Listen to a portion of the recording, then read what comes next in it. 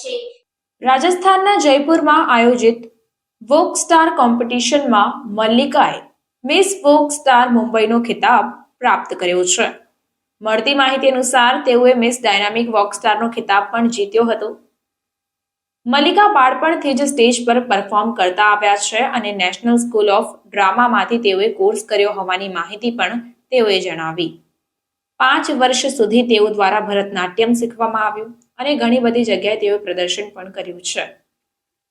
આપને જણાવવા માંગીશ કે શાળામાં સૌથી બહુમુખી પ્રતિભાશાળી વિદ્યાર્થીનો ખિતાબ તેઓએ જીત્યો હતો અને તેઓ હંમેશા નૃત્યમાં પ્રથમ સ્થાન પર મેળવતા હતા।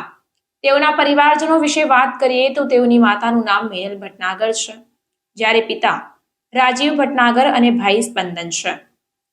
મલ્લિકાએ પ્રાથમિક શિક્ષણ રાયન ઇન્ટરનેશનલ સ્કૂલમાંથી પ્રાપ્ત કર્યું છે અને ગ્રેજ્યુએશન ઓરો યુનિવર્સિટી સુરત ખાતેથી પ્રાપ્ત કર્યું। વધુમાં તેઓએ માસ્ટર્સ આંતરરાષ્ટ્રીય ફેશન એકેડમી પેરિસ અને ફ્રાન્સમાંથી MBA કર્યું હોવાની માહિતી પણ તેઓ દ્વારા જણાવવામાં આવી। जी आपका नाम? मेरा नाम मल्लिका भटनागर है। अब ये कंपटीशन कहाँ पे थी और किस तरह का ये कार्यक्रम था? ये कार्यक्रम का नाम वोक स्टार इंडिया है। ये कार्यक्रम जो है ये वुमेन जो लेडीज हैं उनके एम्पावरमेंट के लिए यूज होता है। ये कार्यक्रम था जयपुर सिटी में, राजस्थान में। यहाँ से 1700 गर्ल्स में से 30 लड़कियां सेलेक्ट हुई थी। उसमें से मैंने मुंबई को रिप्रेजेंट किया था एंड मुझे बहुत ही अमेजिंग लगता है to become and be elegantly crowned as miss Mumbai और 2024 walk star India and I am really happy. जी आप क्या करती है? मैं एक लग्जरी स्पेशलिस्ट हूँ। मर्सिडीज में मैं जॉब करती हूँ एज अ कंसल्टेंट। तो ये कंपटीशन के लिए टफ थी। ये कंपटीशन बहुत टफ था। यहाँ पे बहुत सारे लड़कियों ने पार्ट लिया था। बहुत सारे ट्रेनिंग सेशन थे, ग्रूमिंग सेशन थे।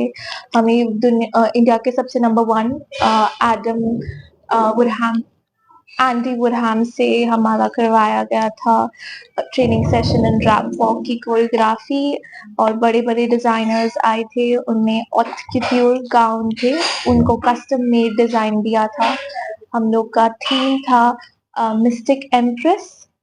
सो ये बहुत ही एकदम मैजिकल जर्नी थी हमारे लिए और it's like a dream come true. ये मेरी हमेशा से ड्रीम थी to be part of it. आगे क्या करना चाहती है? आगे फ्यूचर में मैं इंडिया को रिप्रेजेंट करना चाहती हूँ इंटरनेशनल लेवल पे। ये मेरा ड्रीम है for the next year 2025 and I would be very dedicated and hardworking towards it. Okay.